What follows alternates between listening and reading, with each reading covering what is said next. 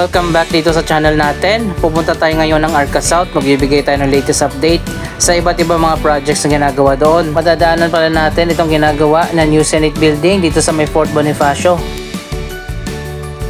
Hanggang sa ngayon, ilang taon na nakalipas, hindi pa rin natapos ang New Senate Building. At ang latest update ay pinapatigil pa ng Senado ang construction nito dahil lumobo na ang budget sa proyektong ito na aabot na sa 23 billion pesos mula sa original budget na 8.9 billion pesos.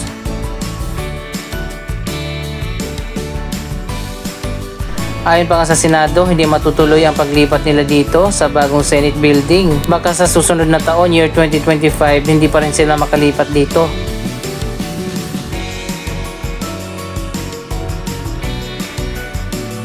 Anyway, andito na tayo sa Arca South para magbigay ng latest na update. Ito ay 72 hectares na bagong master plan community ng Ayala Land. Dito sa side na to, isa pa lang yung office building na naitayo na at malawak pa yung vacant na area dito. Ito ang Trine Enterprise Plaza. Katabi pala ng Trine Enterprise Plaza ang bagong head office ng MDC o Makati Development Corporation. Isa sa pinakamalaking project dito sa Arca South na matagal na nating inihintay ang sisimula ng itayo dito sa kabilang side, malapit sa Sunshine Mall.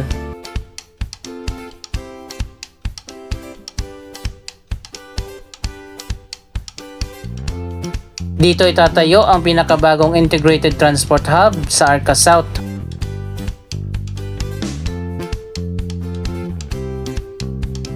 So ayun guys, nakalagay na nga dito ang mga poster na nagsasabi na itatayo na ang bagong transport hub. Mas maganda at mas malawak pa daw ito sa One Ayala.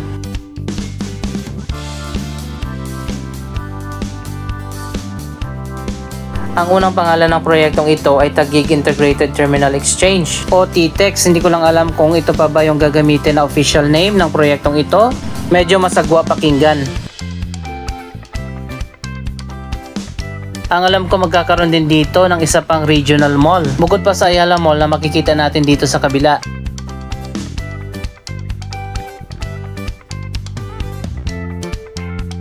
Iko-connect din ang transport hub na ito sa Skyway at sa Southeast Metro Manila Expressway.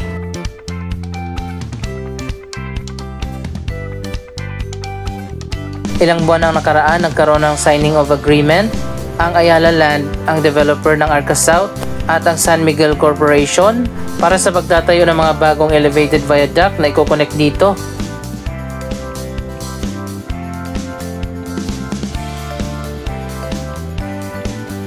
Ang purpose ng transport hub na ito, yung mga provincial bus na galing sa southern part ng Metro Manila, katulad ng mga bus mula sa Laguna, Batangas, Quezon, Bicol Region at Visayas at Mindanao, hindi na papasok sa EDSA at dito na lang sa bagong transport hub. Ito naman yung bagong Ayala Lifestyle Mall, mga office building, pati na Seda Hotel.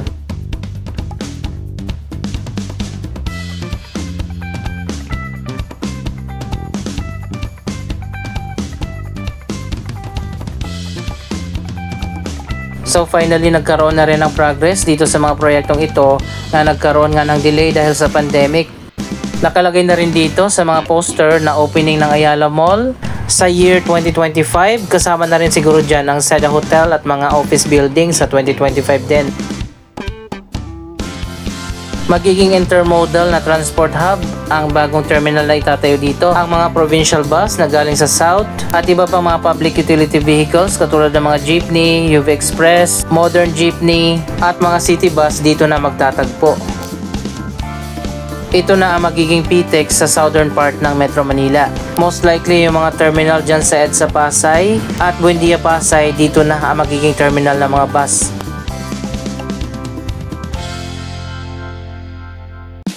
Sa tingin ko, ito na yata ang Seda Hotel na magkakaroon ng elevated walkway na connected naman dyan sa bagong Ayala Mall.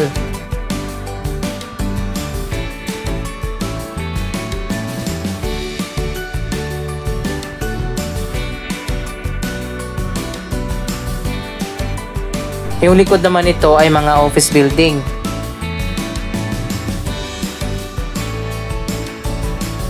Abangan natin 2 years from now magkakaroon na ng bagong mall dito at bagong hotel at ang bagong transport hub na magbubukas din sa year 2025.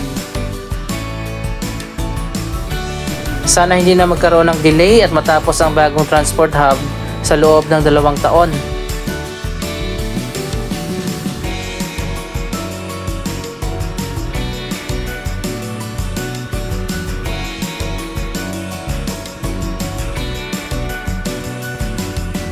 Dito naman sa gitna may isang office building na naitayo na. May mga nakikita na rin tayo na pumapasok dito sa loob ng building. Siguro may mga tenant na rin dyan.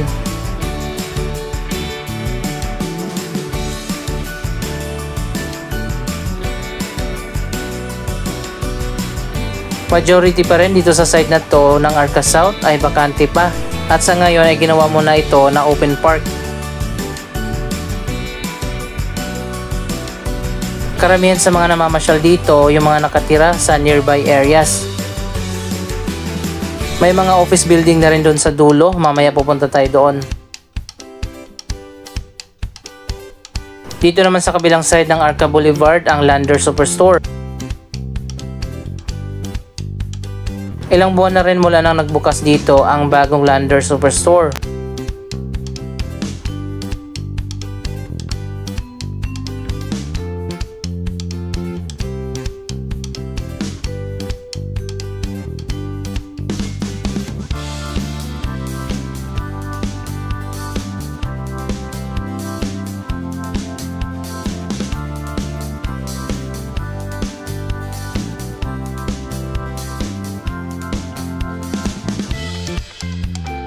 Napakaganda na dito sa Central Park ng Arca South. Sabay-sabay na ginagawa dito ang napakaraming mga residential condominium.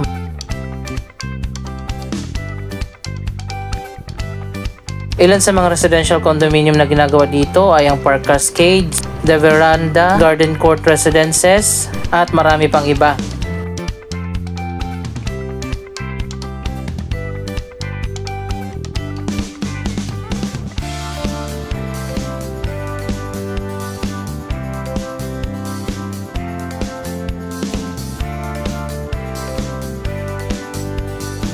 May gasoline station na rin dito.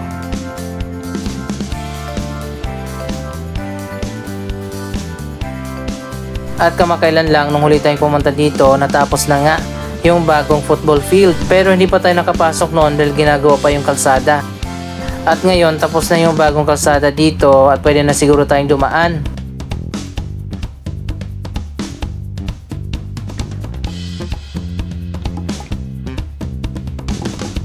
By the way, kitang-kita din natin dito ang napakarami pang mga residential condominium na ginagawa.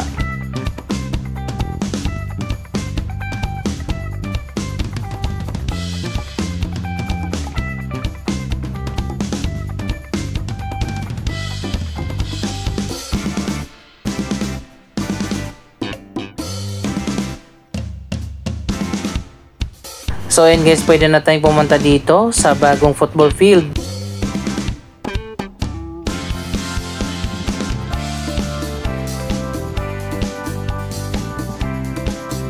Bukas na pala yung bagong football field at meron nang naglalaro.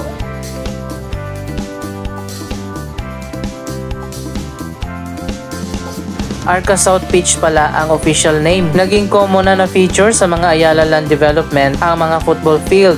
Meron sa BGC, Circuit Makati at meron na rin dito sa Arca South.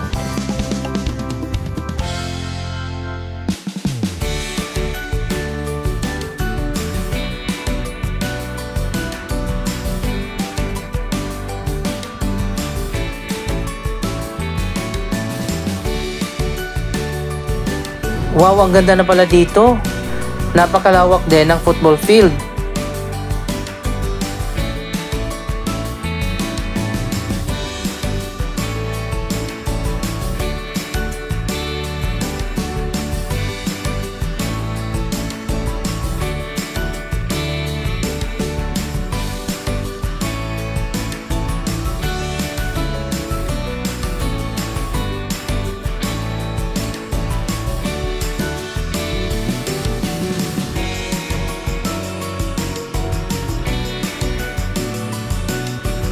Nasa likod pala ito ng Ayala Mall. Sa gitna niyan ay merong linear park.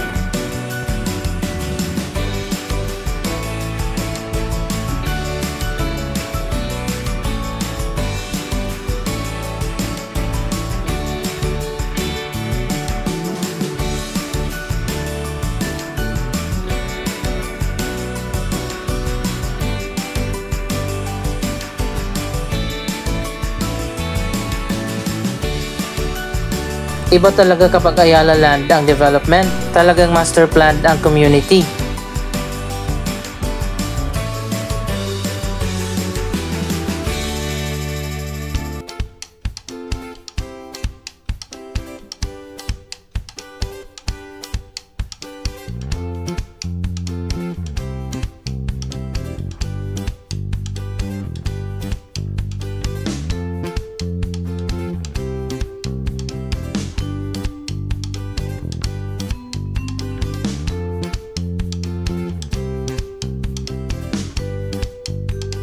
So ayun guys, itong Park Cascades malapit na matapos.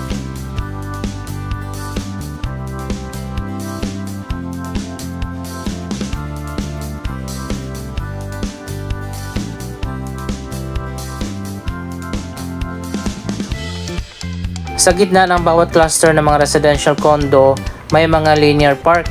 Maganda yung ganitong design para hindi congested yung mga building.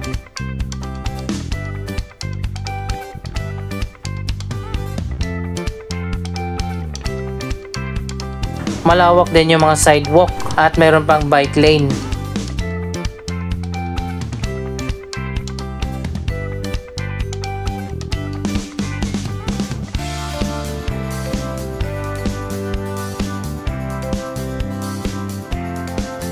Ito yata ang Garden Court Residences. Napakaganda rin ito kapag natapos na.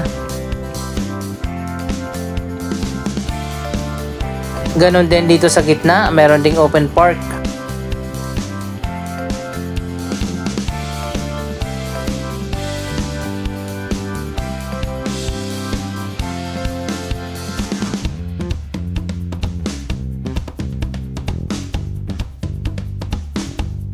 Dito naman sa side na to, yung mga Avida Towers condo na matagal lang tapos at may mga residente na nakatira dito.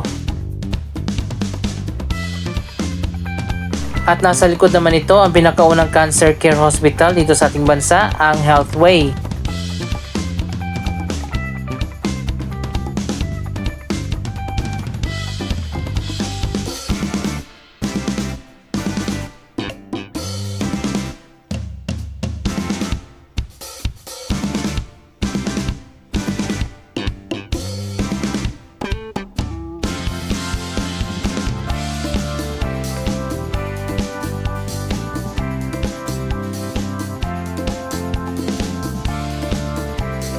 So ayun guys, mukhang napakaswerte na mga titira dito sa Arca South.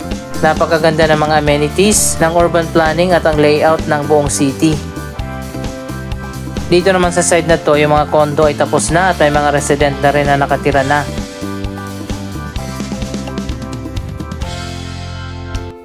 So ayun guys, napakaganda na pala dito sa Arca South.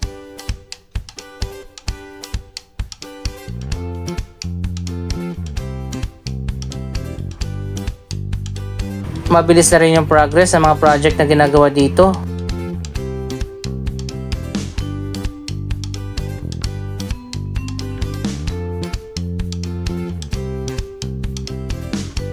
Sa mga susunod na taon, mas marami pa mga residential condominium ang itatayo dito.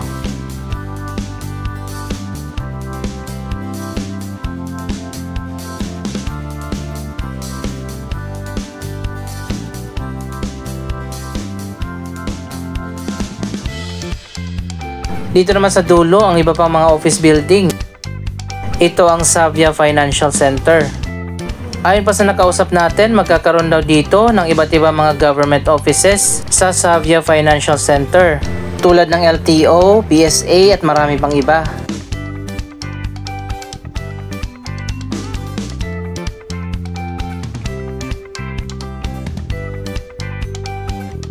By the way, natapos na pala yung libreng sakay sa shuttle na umiikot dito sa Arca South. Simula ngayong August, may bayad na ang pagsakay dito. Anong masasabi nyo sa progress ng Arca South dito sa Taguig? Mag-comment lamang dyan sa baba ng inyong mga reaksyon. Maraming salamat sa inyong panonood. Don't forget to like, share, comment at subscribe. Thank you for watching.